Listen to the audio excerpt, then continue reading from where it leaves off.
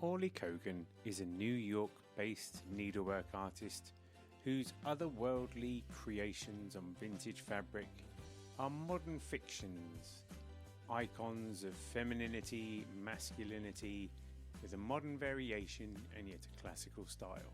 This is the second part of my conversation with Orly, and we have a great talk around the houses.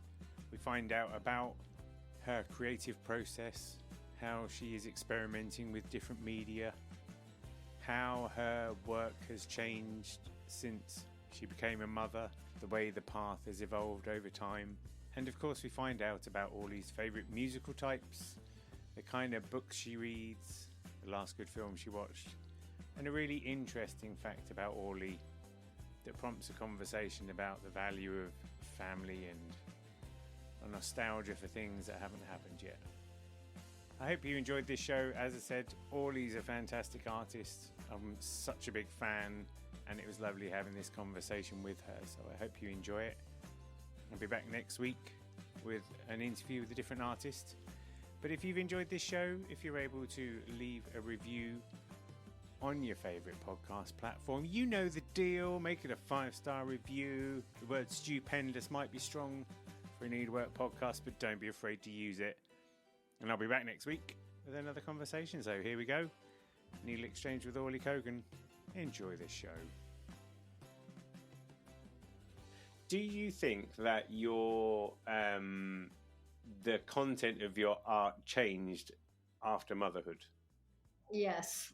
My interest in interpersonal dynamic or sexual dynamics, power struggles, any kind of, I guess, anything related to being single and looking for love, all those concepts became less of a focus, less of an interest, because that wasn't happening in my life actively. So, I did a whole series of sort of bachelor girls and like the lifestyle of being like, single girl about town type of thing. And that work was very period for me, because that's not what's happening for me now, or when I was, had a baby. So yeah, the work, it then moved to fertility. It kind of went with my life, as it does in a similar way. I dealt with issues of fertility and then motherhood, and now I'm sort of starting to do pieces about teenagers or having a teenager, which is a very, it's such an interesting, all the different phases are fascinating, and how they, I guess it just naturally makes sense for me to incorporate what's going on with me in subtle ways into the work. But you wouldn't necessarily notice it, I think, unless you knew my path. Do you think there'll come a point when your work, because obviously, like you say, you're doing work to do with a teenager now because you've got a teenager. Is there going to come a point when your work's going to overlap with the work you did? Like, say your work reflecting you as a 20-something, and you'll end up possibly doing work that reflects your daughter as a 20-something, or that kind of like mode. Do you think there'll be like this overlapping? You mean that I'd be channeling what she was going through through the work? Maybe, or I'm just wondering, like, for instance, does the work that you're doing as a teenager involve you reflecting on yourself as a teenager, or is it much more connected with your daughter as a teenager and the life that you see at this point? I think it's more reflective of how I see it, how see it myself as a mother, and my dynamic, that female dynamic of mother-daughter relationship, and also how kids are today. Growing up with technology, it's a very different way to grow up. So, are you able to draw any conclusions? Or I suppose that's the problem, isn't it? I'm the same. Like, I just think about like the way the world was when I was a kid and the way the world is now my kid's a kid, and what the differences are. And I don't know whether I often am just like, realizing that I sound like an old man going, oh, I used to be a lot better. Like, I used to be a lot better back when I was a kid. What do you mean better? Simpler. Mm. Maybe I just see it that way, less complicated. I don't know whether that is purely a technological thing, but I think that in the same way as we can tie into seeing everything in the world in an instant, because we can't very accurately curate that content, or certainly we can curate it for ourselves, but it's really hard to curate it for our loved ones, then you just think there's a lot more barrage. Yes, I think having everyone having a phone in their back pocket, not only does it give you access to all sorts of things you wouldn't normally be seeing or reading or listening to or anything. It speeds up development, or knowledge, or too much. Like you're looking at things that you would possibly never see or never even think about, and it also makes kids and adults more focused on themselves. There's a lot of, like, I mean, how many times you take pictures of yourself or other people? Like, we never walked around with cameras growing up. So there's this whole, the way kids are growing up now, there's a real different sense of identity because everything is documented all the time. So you're moving through the world looking at hundreds of pictures of yourself since the beginning, since your parents are doing it, and then you get a phone and then you do it, and it's just there's a really big jump between parents that grew up without technology and their children that are growing up with technology. It's such a different way of moving through the world and looking at the world and looking at themselves.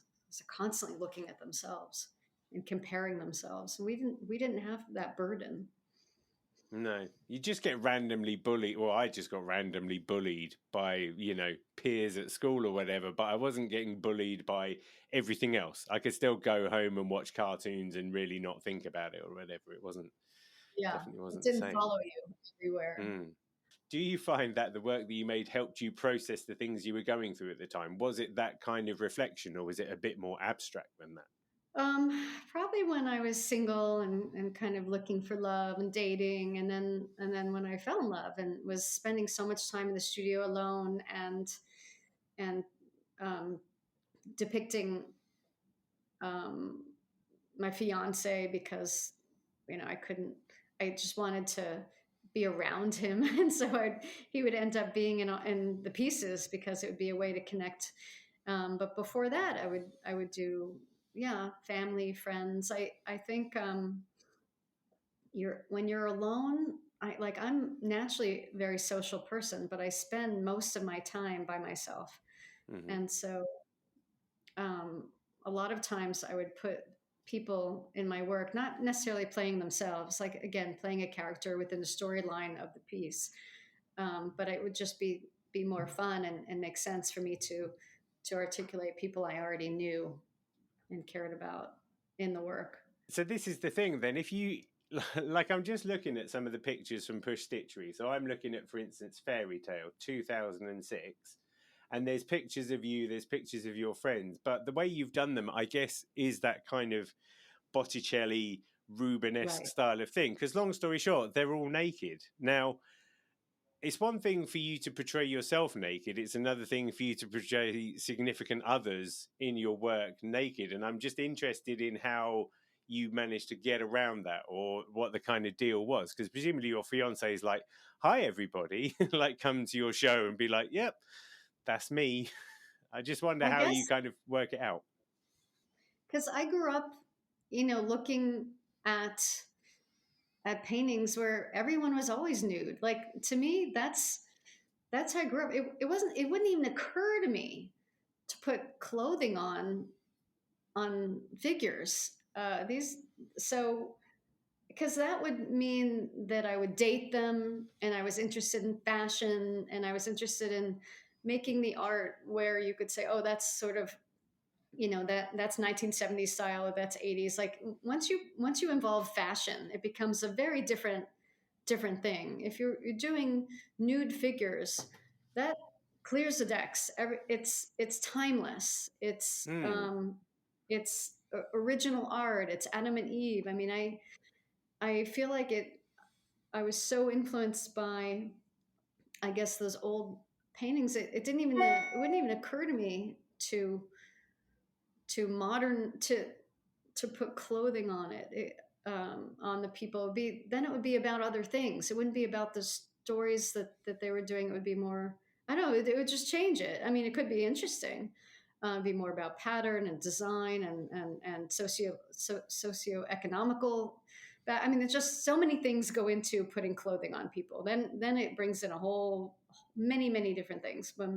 Once if they're nude, that's just like, then you're just back in like the Bible and you know, that kind of thing. So for me, it was just that was traditional drawing. It's funny, isn't it? Because it sort of elevates the people out of humanity, because we don't do that. We don't just meander around naked anymore with like within a flowery garden and stuff. So you're just pretty much instantly making gods out of people. Yeah, I was thinking of those images more as like otherworldly, really, not maybe some of the concepts would be contemporary, but um, it, the way it was depicted was more whimsical and not, fairy tale, like more living on another plane of some kind, more magical place. It's almost like a dreamlike nature to it all. Yes, and where there weren't, the pieces, even the pieces now, I'm starting to put some clothes on the pieces where I'm doing ones that have clothes that have to do with, social dynamic or that kind of thing. But it really changes it. It brings it back down to earth. It doesn't keep it on that sort of celestial fear. As soon as the clothes come on, it becomes a very different thing. Because then you've also talked about feminine archetypes quite a lot. Pin-up girls, Lolitas, Madonnas, those kind of things. And I suppose you're always, like you say, you're always in this celestial thing, aren't you? You're always looking at like overarching stereotypes that could quite easily be like 5,000 years old. Those kind of stories. Yeah. Yes. And I also, I don't know if you notice, I always have pubic hair on my figures. And that's sort of a campaign against the contemporary idea of needing to be hairless. Because I associate like being hairless is more like being childlike. Children don't have body hair, but then when you get older, it's sort of a rite of passage. I mean, you're full on adult, you have body hair. And like the Samson story, that gives you strength. That's part of being an adult. And I guess, removing it makes you more childlike or more weaker or something, an unobtainable, unnatural thing. And also now is connected to porn. So I've always made it my mission to, whenever I'm depicting a nude female, to make sure she has underarm hair and pubic hair and not be some idealized childlike figure when it comes to that piece of symbolism. But I think the other thing that I note from your work as well is it's like you're sticking up for women, but you're not going, we're better. You're very much, it feels to me like you're very much just going, look, we're all equals. Like all of your work is just fairly even Stevens. That's right. I don't have an axe to grind against anybody, really. Yeah. Yeah. And I think it's just interesting, that, isn't it? Because I think sometimes people can look at work, particularly, and as well, I think that's the thing. Sometimes people look at work, and because it's got nudity in it, it's almost like it feels like you're being political from the get-go, whereas you're just kind of being whimsical with it. Right. I'm coming from a background with the news. The background is more like traditional, I guess. If I walk around the old museums, that's I guess that's what I'm drawn to: the angels and the saints and the. I mean, they're all nude or have little cloaks or some kind of piece of fabric floating around, maybe. But if I put that on the figures, then it would hold it down too much in history. So I did away with a cloak or a handkerchief or something. But yeah, it's really just more even the playing field. And do you think that's why then maybe you're conscious of like your body of work and your legacy? Because in some ways the work that you're making has this like timelessness, like you kind of would like it to still be reasonable in like 500 years or something. That would be fabulous. If it was still around in 500 years. I mean, there's a chance because it's textiles. Do you know what I mean? Doesn't rely on electricity. I always think we've always got an advantage there over the people that are making like NFTs or whatever, because it's like in a post-apocalyptic era, there might still be textiles. Well, you have to take care with the sunlight and with moths or mold. I mean, there's a lot to taking care of the textiles too.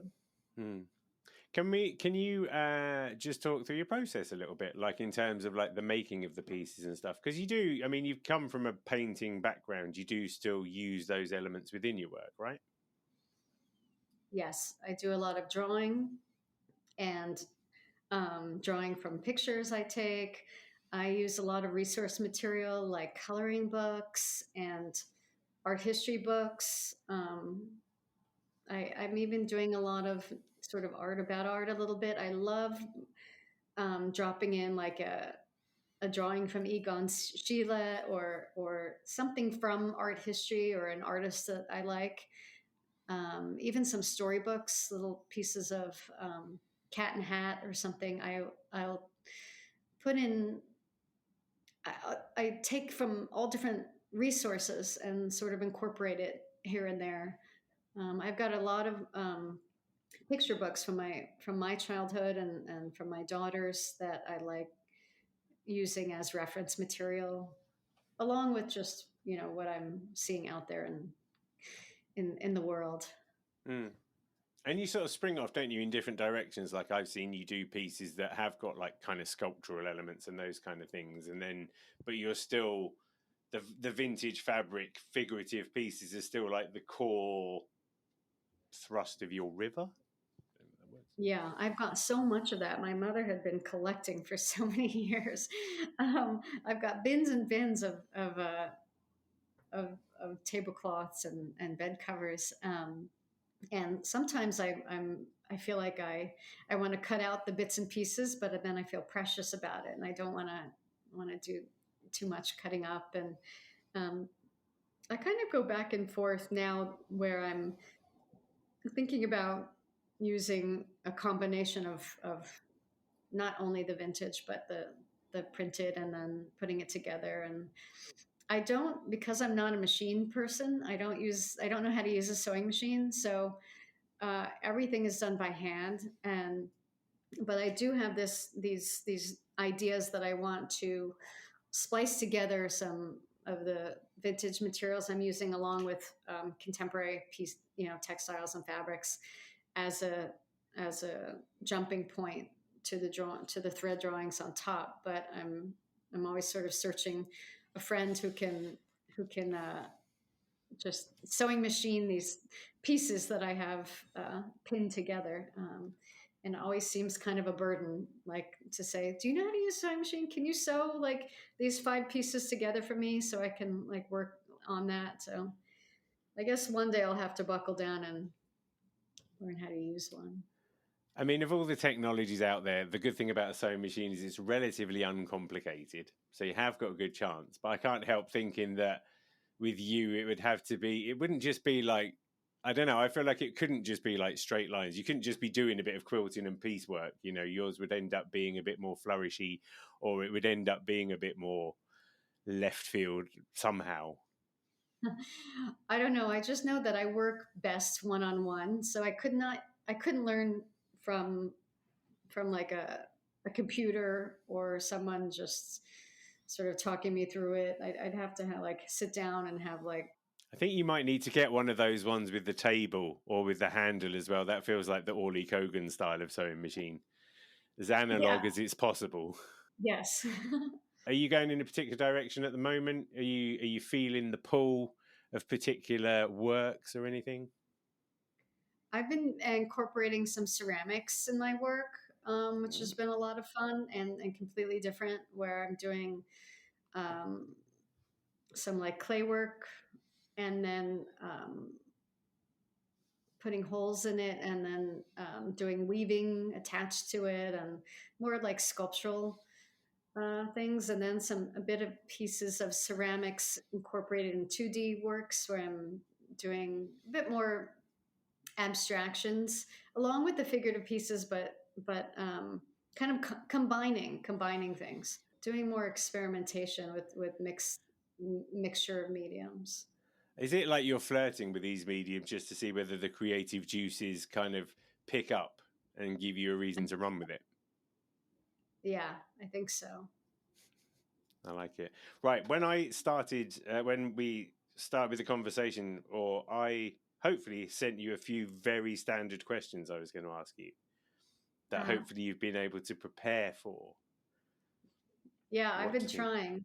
Okay. So for some reason, it's quite funny how like the people I talk to, like we can talk about like the creative journey and finding your muse and all this like philosophical stuff that's quite straightforward. And then I'll go, so what is your favorite band? And they'll be like, oh, sweet Jesus, I can't work that one out or whatever. But let's try this. Orly Cogan, who's your favorite band? So any of the favorites question, I don't have a favorite. Okay.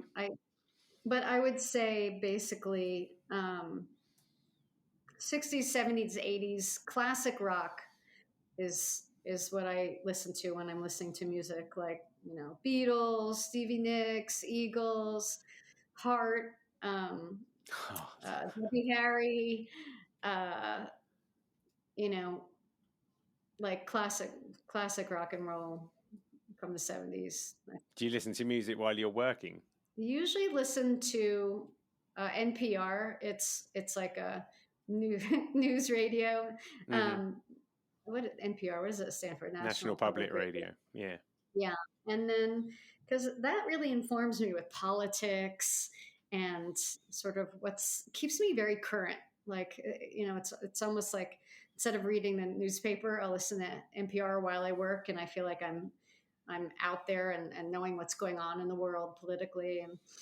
And you know, listen to some podcasts like Katie Hessel. You know her, right? No. No, she's British. She does a podcast. Oh, she's the other British podcaster. That one. Who's British? She does a podcast called Great American. Oh, I'm sorry, not Great American. Great Women Artists. Have you heard of her? No. Okay, well, but I'm going to look Great it up. Women Artists. And The Moth is another podcast I listen to, which is people telling personal stories. You know that one? Yeah. My wife got the Moth book, I think, which was a good collection of short stories. Oh, okay. They kind of curated a book, I think, off of the back of the show, because that was for a long time, wasn't it? Just like that was like an actual event where people would go and tell the short stories, and then it kind of evolved into a podcast. Is that right? Yeah, I think so. It still is. I think they still have a live place where they go and do that. Yeah. So would those count as your favorite podcast? Because I slide that one in now. I realize I started out with like, you know, favorite bands, favorite albums, and that sort of thing. But podcasts do come along because it's something people listen to while they're working. Yeah. And I go through phases where I listen to you know, certain bands for a while, or even certain songs that I can't get out of my head, and I'll just play on loop or something. So what was the last good song that really got stuck in your head? Can you remember? I love the Double Fantasy album with John Lennon and Yoko Ono, but the John Lennon songs in particular. I'm just sitting here watching the wheels go round and round. Do you know that album? That's a song. I'm going to have to listen to that. Yeah. Yeah, that's a song I can listen to over and over again. Or a lot of the songs on that album of his, I really like. Yeah, I've not really listened to much like post-Beatles John Lennon, truth be told. I think it's almost like I'd kind of written it off in my head just because it was a bit... But then, yeah, that was just him meandering off. I've listened to plenty of like Wings, so obviously maybe I prefer Paul to John. I don't know, but did you... Well, the John Lennon, that last album he did called Double Fantasy, I remember as a kid, my mom let me stay up late one night and listen to a live interview on the radio that he did about that album. And then, and I don't know if this is accurate timeline, but it felt like the next day after he recorded that interview, he got shot. And it was Right. so big to me as a Beatles fan, as a John Lennon fan, a New Yorker, that happened. And that it was such a special thing that my mom let me listen to that interview live on a school night. And it was just, I mean, I have the album, I have the actual record Right. that you play on a turntable. So that probably holds a special place because of that, like, little piece of history from my childhood. Yeah. Did you listen to the new Beatles single? I might have heard it once. Okay. It's an interesting experiment, I suppose. It's kind of weird because in some ways you feel like they're done and then they kind of dredged his last song up and kind of bolted it together, and it was kind of like the story of it was arguably more interesting than the song of it, I think. Huh. That's like what I was saying before, like somebody tearing up your sketchbook or putting up a bunch of unfinished pieces in a museum that weren't meant to be seen yet. Yeah, that's it, isn't it? Because even I think because they tried to make it about 20 years ago, and then it all kind of fell apart, and then they used a bit of AI and managed to get the sound to come out better from the original track and stuff. But still, like you say, John Lennon could be going, no, I really wouldn't. I know you think I wanted that song out, but really I was having a bad day on that one. That's fair. But in that case, wouldn't Yoko didn't she have say? She must have had say. I guess she must have nodded it through. Yeah, something like that, Yeah. maybe. Yeah. Do you have a favorite book, or what was the last good book you read? So my daughter advised me to go light on this, but okay. I suffer from dyslexia back since I was a little kid when nobody even knew what the heck that was. I just felt like a dummy who struggled in school with math and reading. And um, even though they did figure it out and gave it a name back then, it was something that was not really understood. And anyway, and now, even as an adult, I I I rarely read for pleasure. I mean, I do, but I it's more like sound bites, Right. and it's something that you know it's a drag, actually.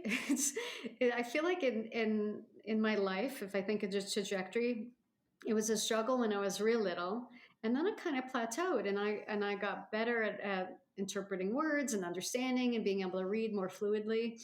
And then now, at this stage of life, it seems to have fallen back a bit. I don't know what's going on with them, but I guess it's just, I don't know, circle of life, or and so I'm struggling more with I don't know, interpretation, with patience, whatever it is, that how the brain works with looking at words. And so even though I read regularly, I don't read like books. I'll read like articles or some, like, I'll listen to books. Certainly I'll listen to them, which is so nice now that as a kid, you didn't really have that access to listen so much. But it doesn't, I mean, listening is wonderful for storytelling, but it doesn't really help your skills. So I can't really say, I mean, I read books like on topics I want to improve on, like, I'll read like books about health, or books about, parenting, or books about healthy eating, or Right. I don't know. emotional improvement, like some kind of like books on improvement and that kind of things. If you've got, so yeah, because I can understand it, because it's a bit like, I don't know, if you had to go swimming, and some people swim for fun, but the only swimming you can do is the doggy paddle, so therefore it takes you twice as long to do the same amount of swimming as anybody else does. I can understand that that would just, like you say, be a real drag. It's not that much fun, because I guess your brain does have to just work harder. Yeah, it's like more chore. Like I love to be read too. Right. That I love, and I understand it better than if I were to read it to myself. I might have to read it to myself twice to like get the words and then get the concept, and it's just more cumbersome. Can I ask a dumb question? There are no Does dumb questions. Thanks very much. So, like with the dyslexia, if you were reading a fiction book and it was something that was describing a scene, would it therefore take you longer to build that scene in your head because you've got to go through that bit of extra aggro to process it? I don't know. The processing part is, for at least for me, I think it's different for everyone, but how their brain works and how they interpret it. But like for me, it's just like getting the job of the technicality of deciphering the words. So there's that, and then the words that are put together that build the story conceptually. So I get through the words, and then I might need to read it again to get the idea. Mm. But it depends on the piece, depends how long it is. Like I did read this book that my daughter read first and loved. She's a good reader, which thank goodness. It was called, I think it's Daisy and the Six. Do you know that one? It's become quite popular. I feel Daisy like I've Jones heard and it. Yeah, Daisy yeah. Jones. It's become a TV show, isn't it? It has, yeah. But the book is written in a very interesting linear way, which I breezed through and loved, almost more like a play. Right. So it's each character just saying their line in like the present tense, Okay. and that, the way it was broken up was really fluid for me versus like the way most books are written. This one was just, yeah, more I guess more like a play, like each character's name and then what they said to each other. Yeah, and that's really interesting, isn't it? Because that's just stripping away. It's like taking the clothes off the story and just stripping away, so you've just got the tale. I feel like there could be an analogy there. You're good at that. That's great. But also, it makes me interested as well, because I feel like maybe that's part of the pleasure that you get from your own storytelling through your work as well, is that you're using a naturally slow medium. So it all just comes at a bit more of a kind of Orly natural pace. Yeah. Yeah. I mean, for me, art was my savior in school. Like it was a very natural place to go to be an artist, because I did struggle so much with the academics and really felt quite self-conscious about not being that great at them, having to work extra hard at them. But what I didn't have to work so extra hard is art making. And so I became sort of the artist of the class. When you're in a small class, every kid kind of gets their little identity thing, the clown, the artist, the math whiz, whatever it is, the sports guy. And so that's how I built up my identity and and sort of my self-worth and worthiness as a child. Like, okay, I'm terrible at math and reading, but look what I can draw, everybody. And that gave me respect. Yeah. And then I just went with that. My parents saw that and just, were like supporting that. Yeah. Do you ever read graphic novels? Is that something that's in your wheelhouse? That was the opening to my daughter being interested in reading, actually. But I haven't. I know when we were kids, they were like comic books, and it was like smushed together. Everything was really smushed together, the writing, and yeah, I never went that way. I've got a recommendation for her and for you if you're interested, which is called Supergirl, Woman of Tomorrow. And it's written by a guy called Tom King. And it's just fantastic. I read it to Flora. I think I've said about it in the podcast before, but I read it to Flora a little while ago, because what's great is obviously I've read comics since I was about 8. and that's like quite a while ago, you know. So like late 1980s comics in the UK, not a brilliant choice. And obviously now this is a completely different ball game. But I'm able to introduce Flora to the kind of comics that would have blown my mind if I'd have read them at the right age.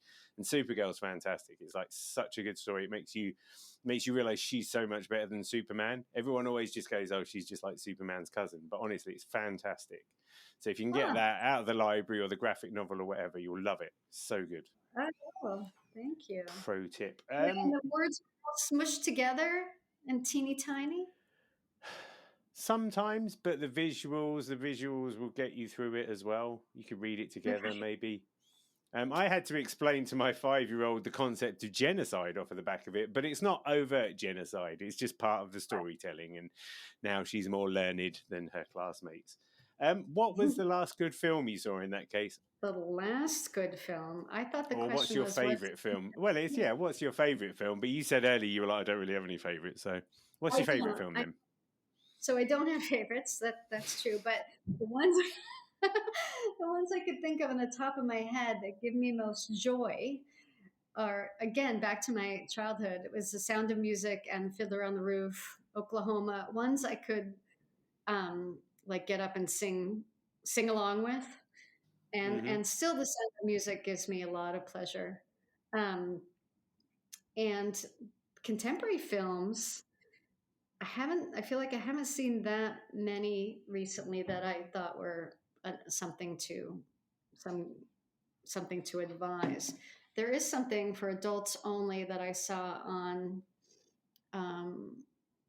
I don't know, one of the platforms. It wasn't a movie theater movie that I can recommend that I thought was extraordinary.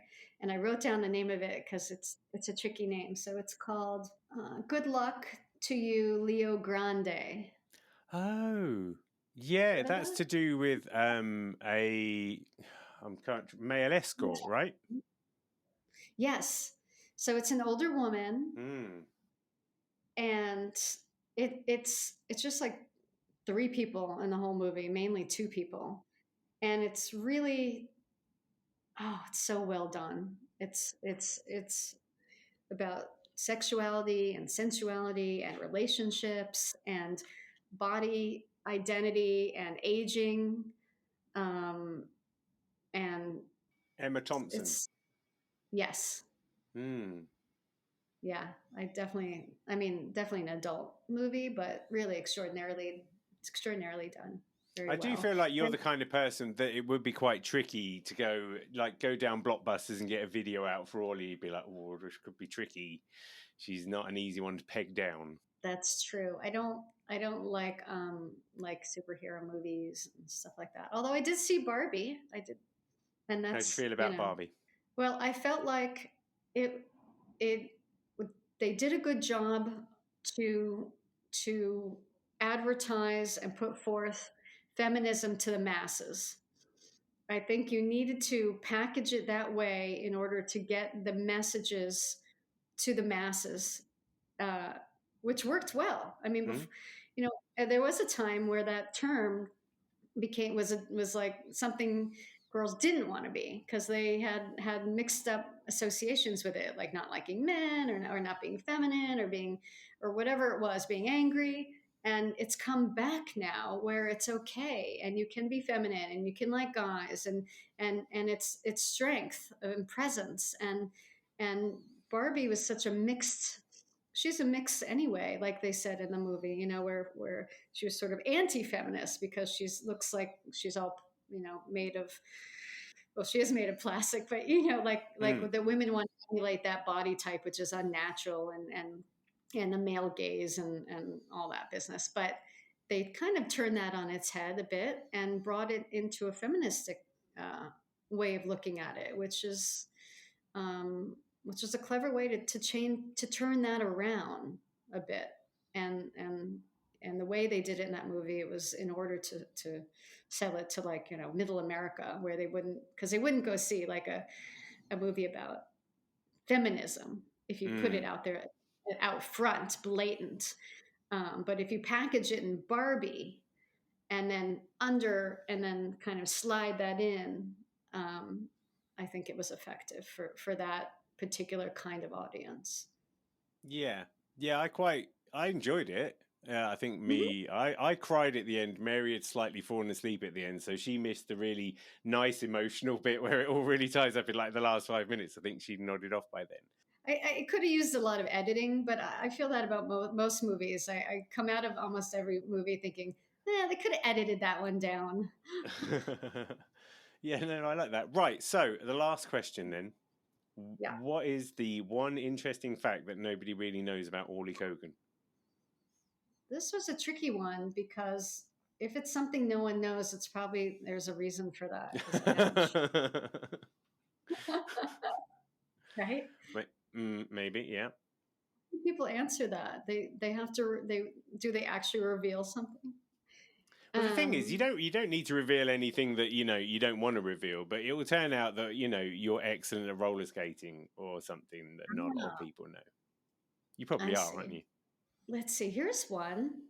I think I think my husband Robert and my daughter Viva know this, but I don't think anyone else knows. So now you'll know. All So I right. say for what it's worth, I save a lot of voicemail messages from my parents in preparation for when they're no longer here so I can listen to their voice again because I as an only child in particular, those two people, they're the only other people in the world that know my childhood, know me throughout my life. Like I can't look to a sibling and say and talk about my past.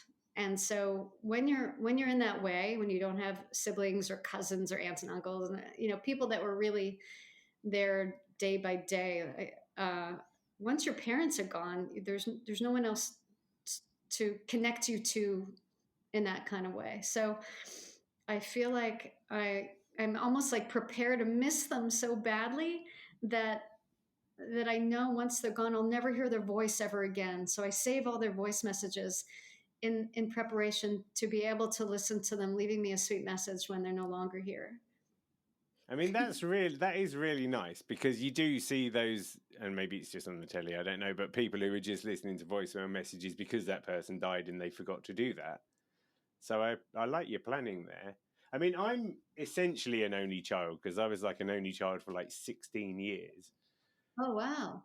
But it's like, it's interesting that I've got like half siblings. So in many ways, I am still an only child because I don't really see them very often. But it's Right. interesting what you just said there. Like, I suppose they're the people that knew you when you were little and can give you perspective on how much you've changed. Is that what you're getting at? Well, that I have a bit because I do have some, my mom has one sister and then we have some cousins. My mom has some cousins here and there. But I guess so. I mean, there is some family around for that kind of thing. Like, oh, when you were little, you used to say Mm. "wado" instead of water or whatever little antidotes. But I guess, like when you have a sibling that's growing up in the home, you can talk together about your parents and about the way certain techniques were, or the way you were raised, or the way you saw stories, where it's all your own memory when you're just a singleton in the home, Mm. and the history, your history, you just have to remember as it is. There's no one to check in on, you There's no know. one to triangulate your position. Yeah. Yeah, that's interesting because my wife's one of four and she's really close with her family and she talks. Usually, if my wife phones me on the way home from work, I know it's because her mum and her sister are out. That's that's kind of how close they are, or whatever. But yeah, it's interesting that because I don't find that I reflect a lot on my childhood. I've mostly just put it behind me now because I can't say it was the most Yeah. exciting childhood, whatever. But I do think the older you get, the more I want to talk with my family about like their history and gauge a bit of a sense of, I don't know, maybe time and space or perspective or something. Hmm. It's a Yeah, funny one. I guess I feel like I would, like when my parents do pass away, because like you said, your wife would have called her mom or her sister before you. Like they're the two people I call most when I'm excited to tell some good news, or if I really need a piece of advice where I feel like I won't be judged later for like telling that or having that question or whatever it is. Like with some friends, you might not share everything because then you feel like when you complain about somebody, then they'll look at that person in a different way after that issue had long gone. So you don't bother telling them because fear of judgment or whatever it is. So I don't. It's such a pure relationship with my parents that I feel like I will really be missing that connection when those two people go. Do you do a good job of like, do you like, so hang on. So we bought this book called like A Mother's Journal. And what it is it's kind of like just a bunch of questions that you are meant to ask your parents because they're not the questions you think to ask them. So maybe about like the fashions at the time when they were young, or, when do they remember their first set of driving lessons? Like all these really obscure kind of questions that are really useful for building this like full history of them. It sounds to me like your relationship with your parents is fairly solid. I wonder whether you've already had those kind of chats. Those questions, I guess, would be more interesting to a grandchild that doesn't know or or have the focus or interest at the time to investigate those questions with my parents. Yeah. I think, but for me, I guess that stuff like the questions you just said to me are like frivolous and don't matter anyway. Like I know the big stuff that's important, I think. um and and it's less about their stuff, honestly, and it's more about my dynamic with them. It's Okay. more about my relationship with them and like what they would say or how they would react in relation to something I brought up in my life that I Right. will feel missing, rather than just sort of about their life. It's Hmm. more a relationship to my connect to my dynamic with them that will no longer be there. And my God, then who who will be there for that? Then I guess I'll have to make some deeper friendships. You're probably going to Something. have to like program in. You probably need to forward think outcomes, get your parents to send you voicemail notes responding to those situations ahead of time. And then you can like, boop, section B1. Orly has let the me funny down today. the funny thing is that you know it all anyway. When you know people so well, you know what they're going to say and how they think and everything. It's not even that specifically. It's just I don't know. It's just um It's I a good guess when thing. you just yeah, it's just like I don't know, nostalgia. It's almost like feeling nostalgia for something that's still here. Like you're peacefully mourning something or preparing to mourn something that's still happening. Like Yeah, you're giving yourself a safety net. You're giving yourself, you've got this buffer because when they're gone, you'll still be able to hear them. You're just doing it in advance, whereas most people do that in retrospect. oh yeah, yeah, something like that. That's good. I like it. I like it a lot. You made me feel about I should go and talk to my mum now for a minute. But anyway, Yeah, or record her, and then you can get it whenever you want. that's true. That's true. Hey, Orly, thanks for having a needle exchange with me. Thank you. You're so easy to talk to. Conversation flows very easily. It's very kind. Very And kind. I appreciate everything you're doing. I'll tell you, you are such a, you're so, now I'm losing the words, but I admire you so much for everything you've built and everything you're sharing with everyone. And it's just, you're doing a fantastic job, and it's such a unique vision and presence to do all the things you've been doing and highlighting all these people working with these materials. It's monumental. Oh, Be proud of thanks. yourself. Feeling a bit emotional now. Thanks, Orly. Fantastic.